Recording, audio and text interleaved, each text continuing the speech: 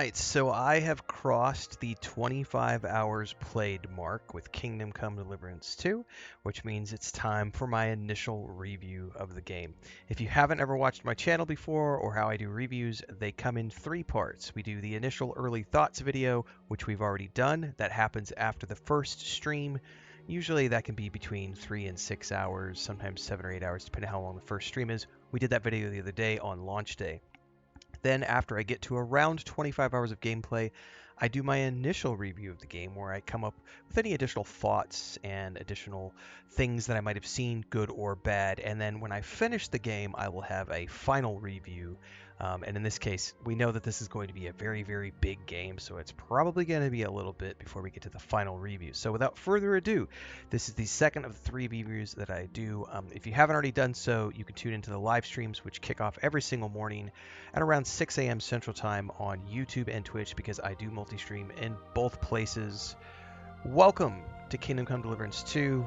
Photo mode is awesome. This is what Henry looks like right now. I've obviously got Pebbles, my trusty horse, and I've got Mutt, my lovely companion, carrying over from the first game. And I am having a great time with this game. If you haven't already watched, I did a... let's go ahead and hop off the horse here. I did yesterday a video on all of the quality of life improvements that this game has compared to the first game. I've been generally sort of like, you know, you play a game, you play a sequel, you generally expect to see some improvements, whether it be through additional gameplay mechanics, additional skills, so on and so forth. A good example of this would be looking at, say, you know, Jedi Fallen Order versus Jedi Survivor. They basically came in and said, here's Cal Kestis, he already has X amount of abilities, but we're going to take the skill cap and make it a little bit higher, add some more things, and enhance the existing gameplay. And they've done a great job of doing that here with Henry coming in and saying, you know, here's the combat system of the first game. We're going to make it a little bit easier to get into this time, but with a higher skill cap. By the way, I still haven't even learned how to do Master Strikes yet, because the trainer who teaches you at the Gypsy Camp has kicked my ass every single time I've tried to go up against him. So I need to do a lot more training with Captain Gnarly and just going out there and facing bandits and so on and so forth. So that's going to be a process. I have been spending the vast majority of my time just doing quests, and I have focused on, for my character, my version of Henry is mostly focused on speech. And so it's mostly about me going around and having lots of conversations with people, but also doing lots of quests. And I can finally say, as of this morning, during the stream that we just wrapped up, I actually finally got a thief set of gear set up, and I actually did some initial thieving quests, and I can say that yes, the lock picking is much simpler in this game compared to the first one, especially if you're playing on the controller like I am on the PS5. There still is that mini game, but generally speaking, it's much easier to do. I started off at level whatever it was, I think 3 or 5, sorry, and within just in the first stages of doing those quests, I was able to get 3 ranks of thievery and pick up the Silent Fiddler and the Tool Master, and then also we had some nimble fingers and no, just these 2, sorry. Anyway, so yeah, I have 3 sets of gear now. I still am working on my primary set of gear, which is for combat. I have my secondary set of gear, which is my charisma set. I hate the spectacles, but I'm wearing them because they give a charisma bonus. So, and then I have my stealth set, or my my thieving set. The hardest thing for me to do is to remember to change my sets before I head out of town. So like when I'm in town, I want to be in this set. When I head out of town, I want to be in this set. And I sometimes forget to do that, but I'm slowly getting better at remembering to do that. So I love this aspect of the game. I talked about this in the quality of life features yesterday. One of the things I also talked about was the fact that you can auto follow roads. And I was talking about how we can go over here and do that right now. You can also choose to auto follow other people when they're mounted. I also found out today that you can auto follow NPCs as well when you're on a quest with them, so you don't actually have to do any of the manual running around. And for me and finger fatigue, it's a huge, huge, huge thing. So I have generally been just running around doing lots of quests. Look at this game. I'm playing in the quality mode on the PS5, and it is just breathtaking. And one of the things I love about this auto follow mode is being able to like just look around and just immerse myself in the beauty of the Bohemian landscape that we've got so far. Here's the mind-blowing thing, guys. I've been playing this game for around 25 hours right now. Excuse me, Mr. Noble. I think we'll have to manually go around that guy. Come back onto the road here. Ah! I still can't control the horse worth a damn when we're not auto-following the road. Here's the Huntsmaster here. We're going to stop so that I can actually go up here and show you guys something. Oh, hold up. You know what? I didn't know. Can you practice archery here?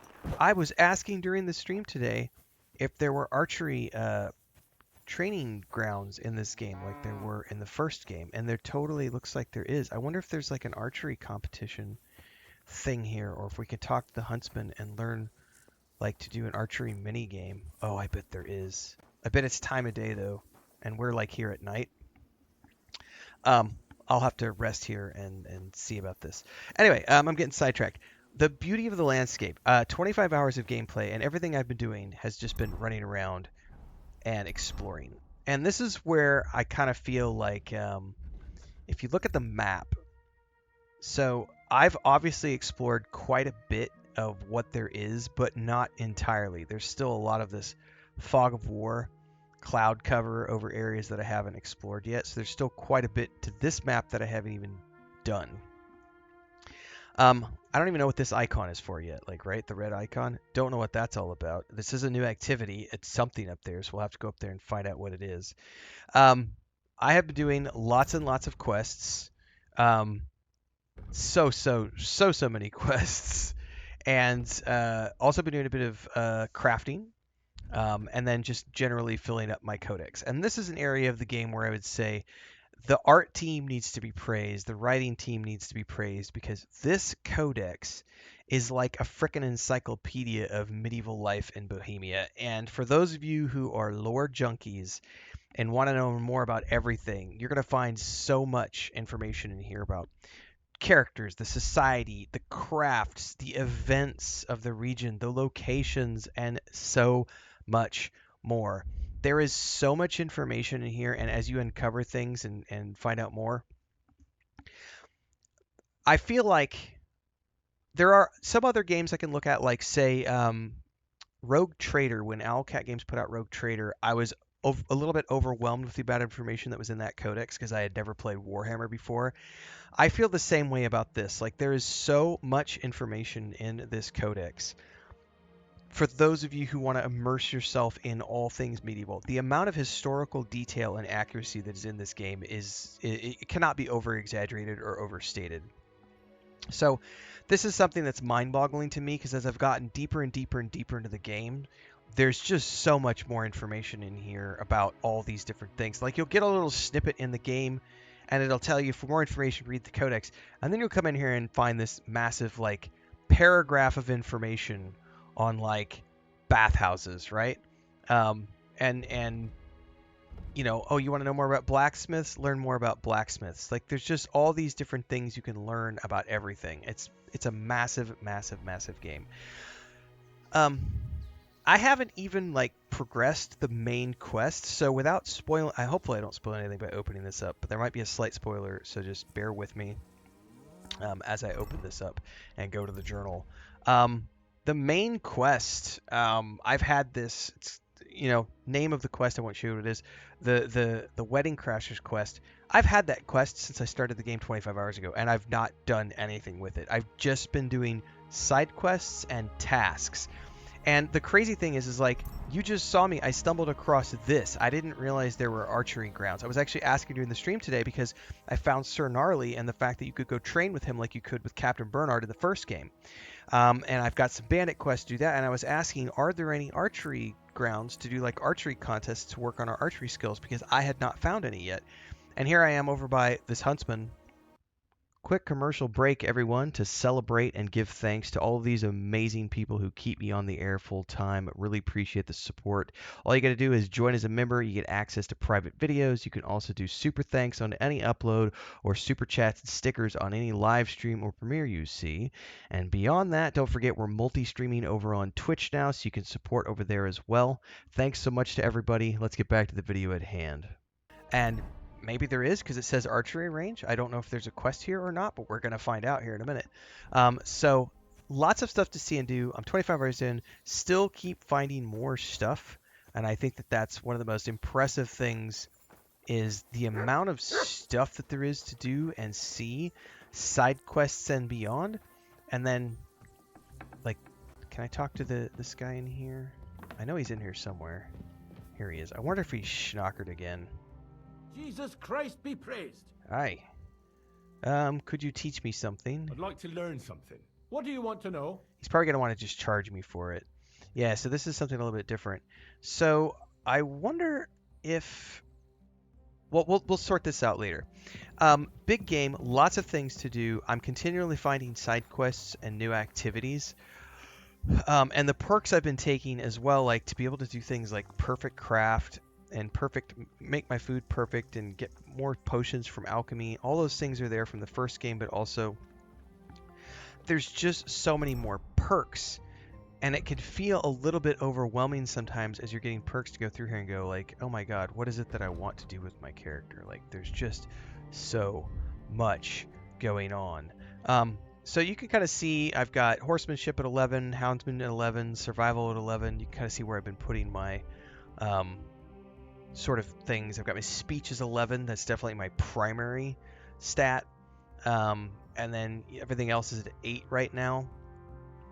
It was crazy too. I was trying to, when I first got my bow as an example, I don't know if I was talking about this yesterday or not in the video, but when I first got my bow, I was very confused because when the tutorial told me you can draw your bow, hold the R2 and then release, and I was like, okay, well, it wasn't working. And the reason was because my strength wasn't high enough to use the bow. So what it was doing was it was auto firing. He would pull the string and then just release the arrow, pull the string and release the arrow. And I didn't find out till later that it's because you actually have to have strength. So once you have strength at an appropriate level, you can then fire your bow accordingly.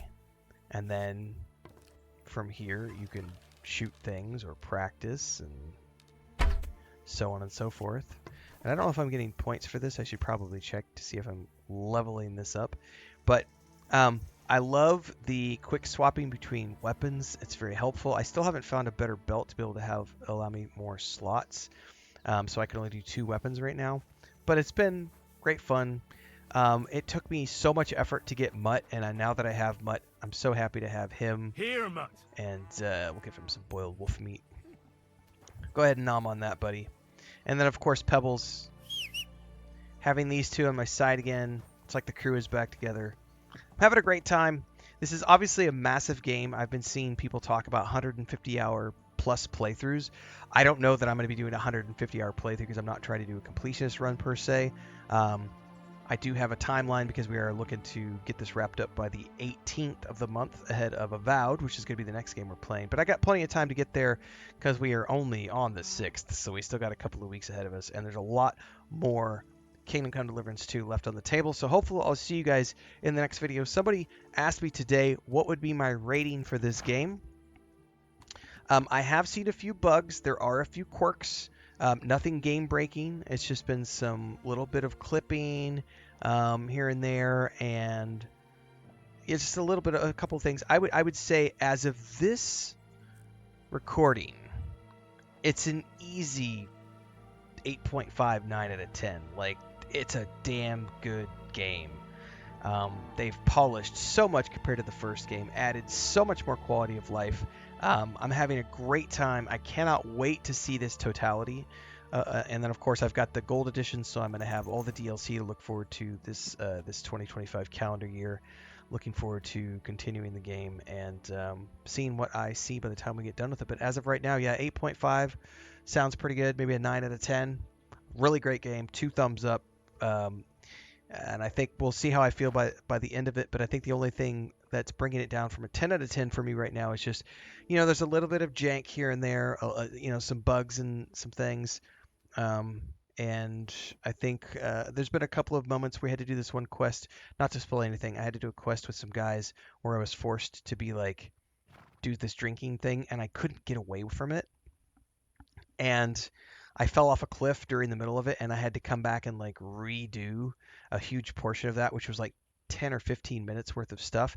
And those are the little things that kind of take me out and go, oh, I really wish the game would have auto saved, at this other point rather than making me go all the way back here. It does have way more auto saves than the first game, but it's the little things like that that keep it from having a 10 out of 10 for me. But that it doesn't mean that it's not an amazing game. It's just those little polished things and quality of life things that hopefully they will continue to work on.